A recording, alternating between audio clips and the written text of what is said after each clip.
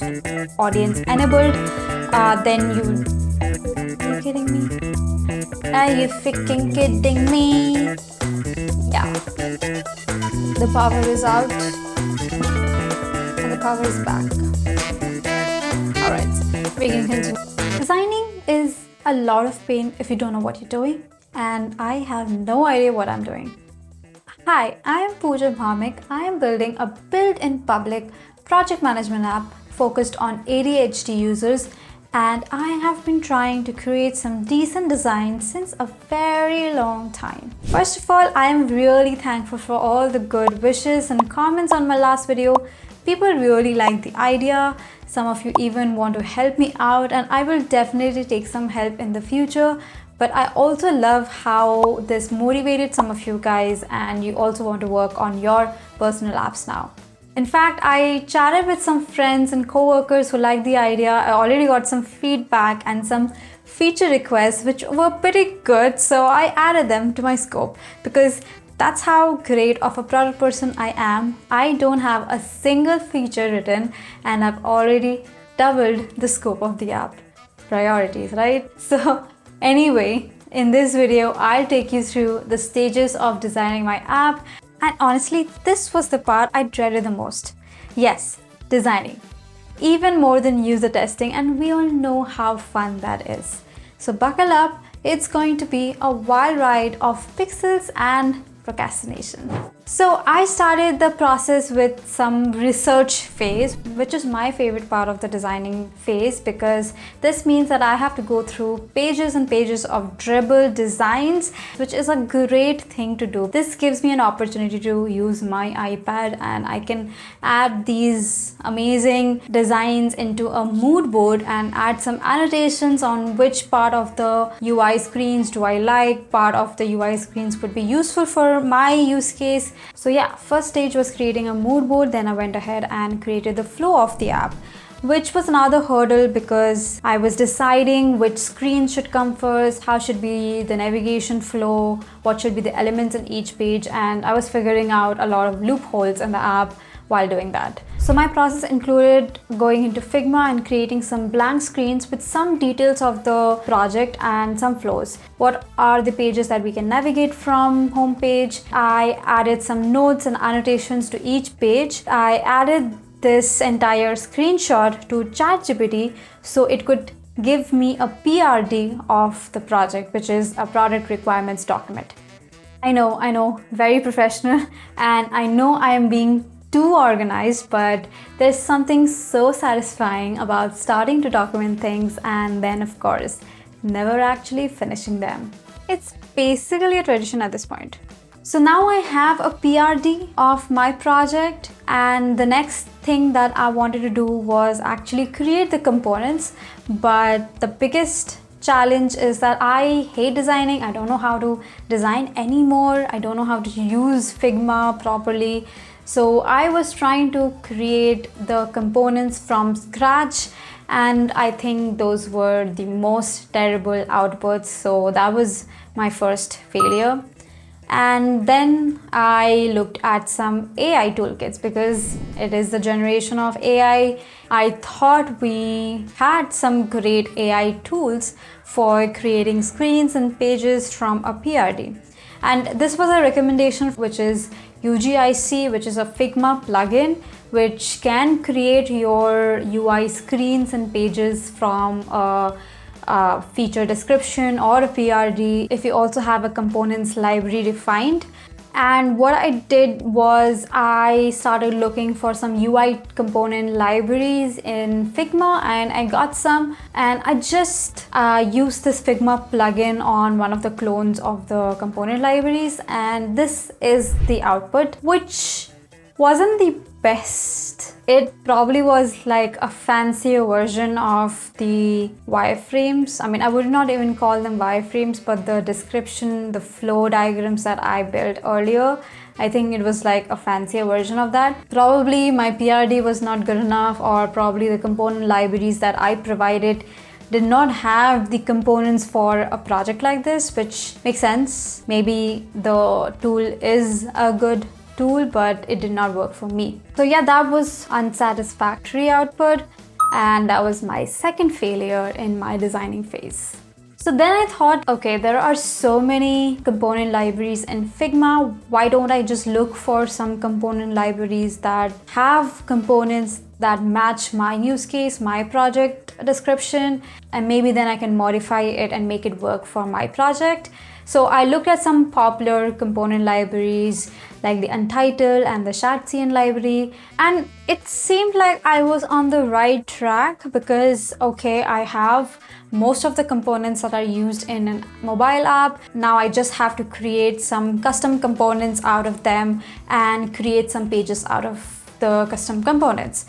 But I forgot I don't know how to use Figma. So Figma is not the hardest tool that I know. I mean, I know most of these softwares on the Adobe suite, but I think I did not have the time to learn about things like constraints. Probably that's why I could not edit some components. So I did some work and then I realized that this is not working out, so another failure. Finally, I looked at some task management UI toolkits because I thought they are going to be very similar to project management stuff. I can probably edit some stuff around them and make it work. But most of the toolkits that I saw on Figma were paid. I tried to replicate them by creating the components from scratch again, but as you remember, I don't know Figma very well. I'm even pretty bad at making them look pretty. So yeah, it was again another failed attempt. But finally I found a editable community project that I could edit and change the components around to make it work for my use case. Finally, I have some designs to showcase. Alright, so here are my final designs. If you can see, this was the original design for a task management app kind of a thing, and I have created my own designs from it. So if you see the home page, we have the project card which tells you which is the current milestone, what is the next task on the milestone, and what is the progress on the milestone. I've also created variations of these cards. So in this case, this is the regular one. I'll probably also tell you the duration of the task that it can take. It probably will be generated by AI. If you have some progress, you basically show the progress here, or just mention that achieve your first milestone. Or if you have audience enabled for your project, then you can see some audience avatars on the side as well. This is a secondary card if this is not a main project. So in this app, you can select what is the main project that you want to work on, and if you have additional projects that you want to work on the site later, you can add them as well, and they will be in different colors. So yeah, coming back to the home page, this will be a horizontal list. So this is the main project. If you have audience enabled, you will also be able to see some audience comments or likes. And if you don't have audience enabled, then this becomes like a vertical list. When you are creating a new project, you decide what is the category that fits best for your project. So right now we will be supporting product development, writing a book, and building a startup. Now you choose the category, you decide the goals and description of the product, and then once you've done, we will ask AI to create some milestones for you. Then you can choose to review the milestones. You can decide to reorder the milestones or deselect a certain milestone if you think this is not something that you want to work on, or even add a new milestone if you like. And once you have defined your milestones, then you will define the tasks for your first milestone. So for ADHD users, we are usually very overwhelmed with a lot of work that needs to be done throughout the project. So I think if we only define the first few tasks for the first milestone, because it does not make sense if the first milestone is not even completed, there is no point talking about the next milestones. So we keep it hidden till you're completing the first milestone. So here you can add your task under the first milestone. There might be some created for you by AI, but then you can edit it out, add new tasks, etc. And yeah, once you are working on a task, and like the next task in the first milestone is creating wireframes, and you're done with it, you basically open your app and click on the card. Here it will open up the update task bottom sheet, where you can set if you want to completely complete the task, or like the progress is 100%, or you want to partially complete the task, because a lot of times we are working on something and it's only halfway done, but we want to like mention that there is some progress, like how we have stand-up meetings. So this is kind of like your stand-up meeting with yourself.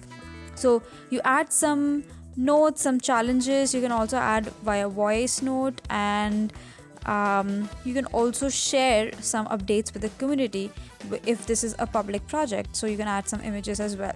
So that way, this will also summarize your day's updates. Now, how this helps: when you're coming back to your app the next day, you can see this center icon, which is looking like a summary icon.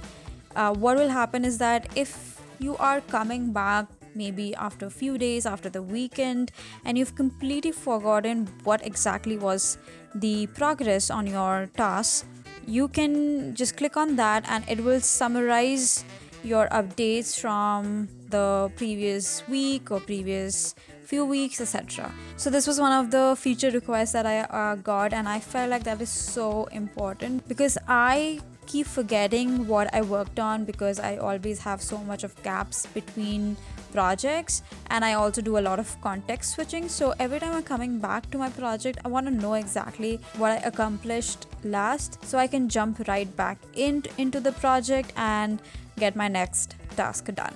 So this is pretty handy. That's all the features that I have currently designed. There might be some features that I will realize later that they are not designed when I'm in the development phase, but I think I'm done designing.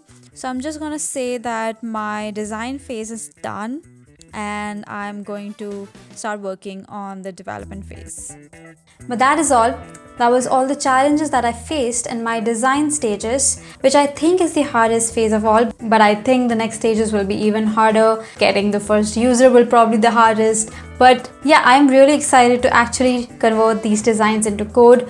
I am sure there will be some loopholes, but we can figure that out. For now, I am going to start converting them into code and build my first version of the app, and hopefully in the next video I can show you that. Alright, see you in the next video. If you have some suggestions about the design, please leave it in the comments below and I will try to use the suggestions. Anyway, happy building. See you in the next video.